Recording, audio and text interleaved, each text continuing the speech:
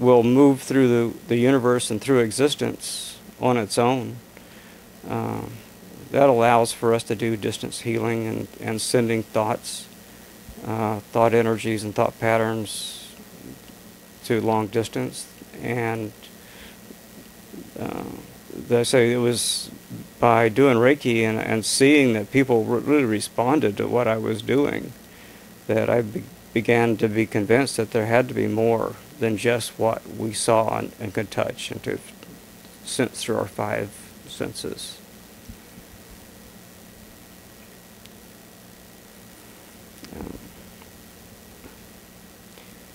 Anybody have any other questions? Okay.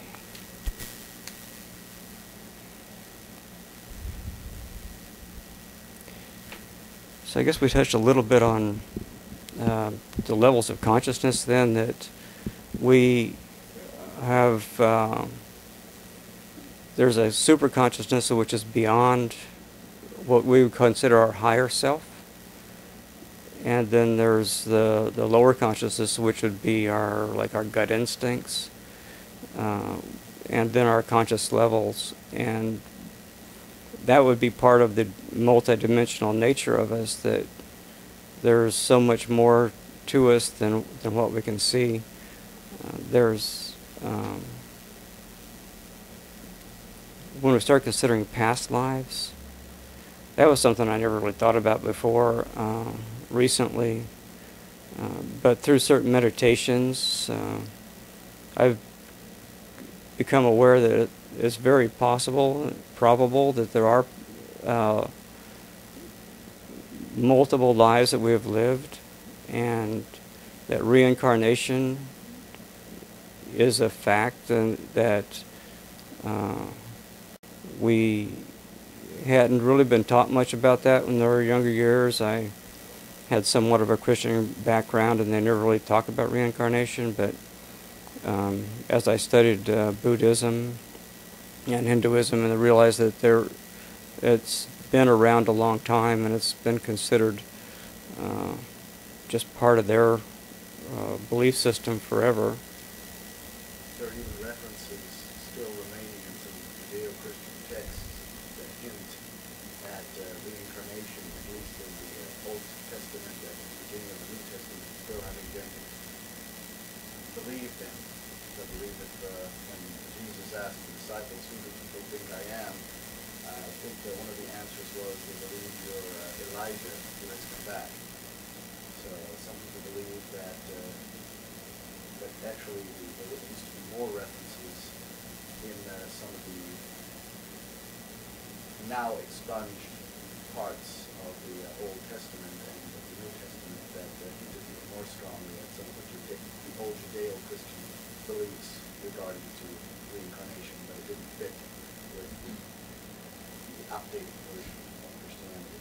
Yeah, according to Rabbi David Aaron's Kabbalah works, he made reference to the fact that through the Kabbalah they do believe that reincarnation is one of the possibilities that a soul will go through until it actually reaches a point that it can be taken to heaven, or in the Buddhist tradition, go into nirvana, or go to the void, back to the Tao. That it's through a path of reincarnation that we can better ourselves time and time again, and that each lifetime is a series of lessons to be learned, and it's how we respond to the circumstances of our life that we end up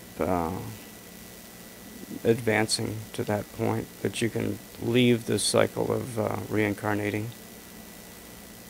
Yeah.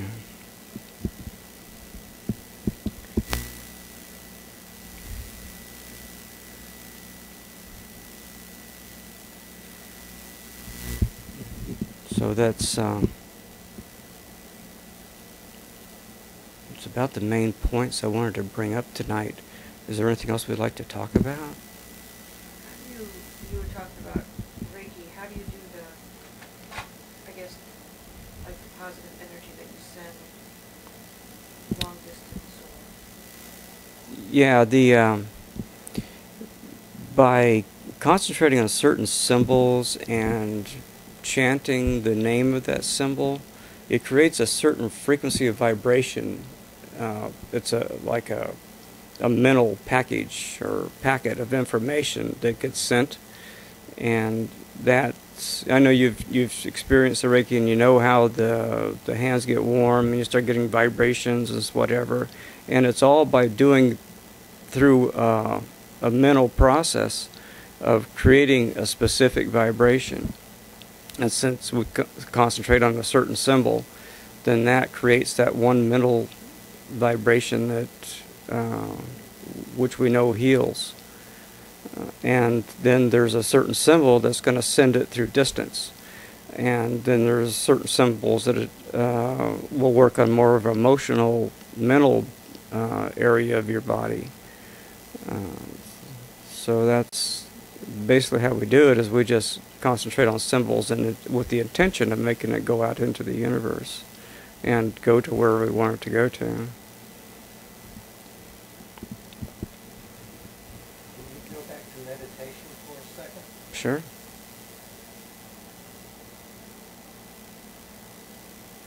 That is how you get in touch with your inner spirit, spirituality, concentration, and repetitiveness. Different people have different relationship to meditation. There's some people will see like go into a yoga position and sitting there or oming or whatever, and that's meditation. But meditation can be many different things. Meditation can be a walk on the beach, and you're just allowing your mind to wander, and you have these questions, and you listen to yourself, your higher self, communicate through that. Or it can be pretty much anything that allows your conscious, analytical mind to step out of the picture. And oh yeah, it's hard to do because most of our minds are just constantly working one problem after another. And you think about, you know, what you've done at work, or you think about what your next project is going to be, and you always think about all these analytical things and all these mundane things in the world that we have to do. You know, what was the past, and a lot of times we loop back on things that have gone wrong in our past, and that's one of the things actually that's most harmful to us is looping back and going over the same scenarios over and over in our mind that have hurt us in the past. But the meditation would be some type of activity that would allow the conscious mind to relax.